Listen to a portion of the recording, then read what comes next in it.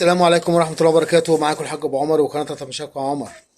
ساعات قليلة إن شاء الله ونشوف الأهلي مع الترجي في رادس، وما أدراك ما رادس. لينا ذكريات وحاجات ومحتاجات على رأي أيمن الكاشف.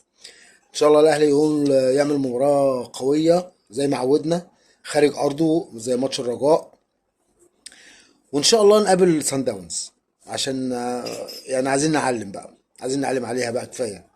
ان شاء الله نقابل سان داونز وناخد كاس افريقيا ويمكن نقابل بروكسي بعد كده اللي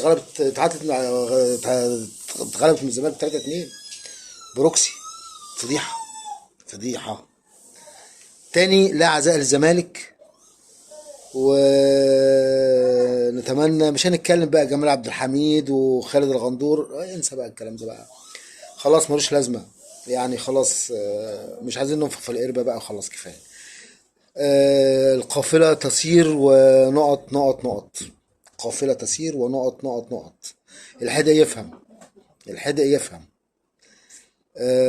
ان شاء الله نتقابل بعد الماتش، ولا عزاء للزمالك، ونقول للاهلي مبروك ومباراة قوية ان شاء الله. اتمنى ليك مشاهدة سعيدة.